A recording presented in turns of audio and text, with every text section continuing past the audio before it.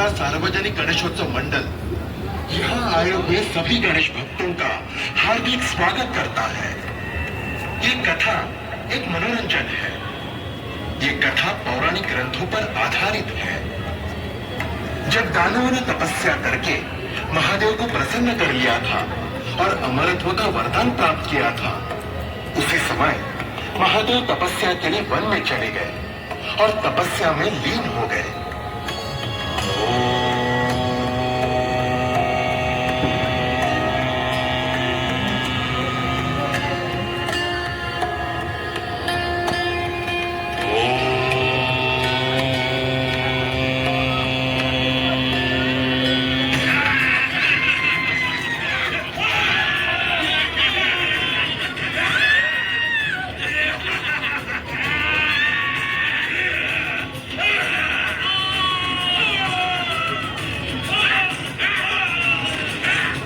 महादेव के वरदान के कारण सभी दानव असुर अहंकारी होकर तीनों लोकों में हाहाकार मचाने लगे।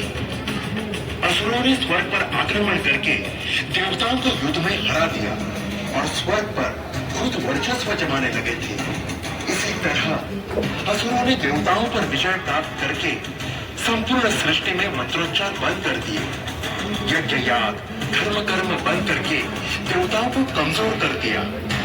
असुर संपूर्ण सृष्टि का भाग खुद ही चलाने लगे और तीनों लोगों को अपने अधीन कर लिया। इसी कारण सभी देवता इधर उधर भागने लगे और छिपने लगे और सभी मनुष्य ऋषि मुनि भयभीत हो गए।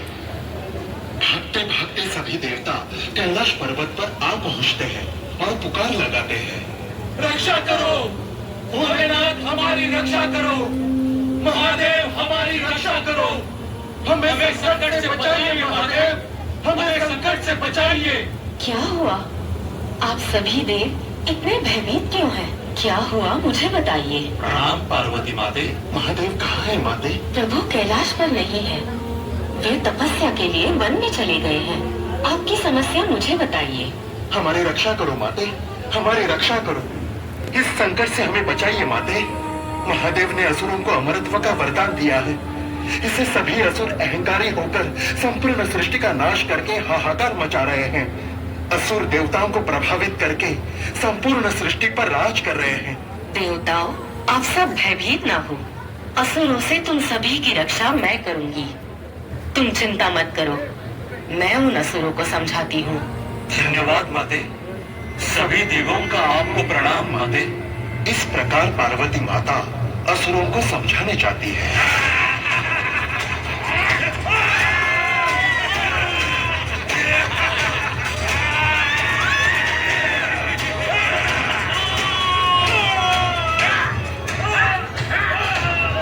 हे असुरों, मैं देवाधिदेव महादेव की पत्नी पार्वती बोल रही हूँ।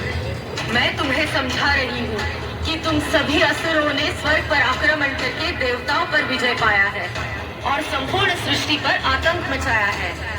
ये सब बंद करो, ये मेरी चेतावनी है।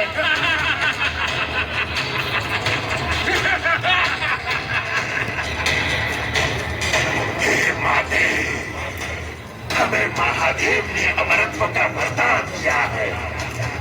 अब हमें युद्ध में कोई भी नहीं हरा सकता।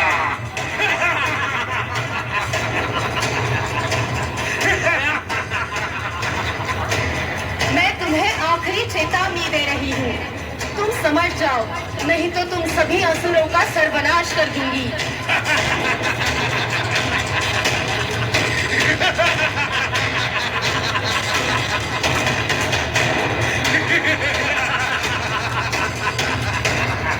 क्रोधित होकर पार्वती माता महाकाली का अवतार ले लेती है।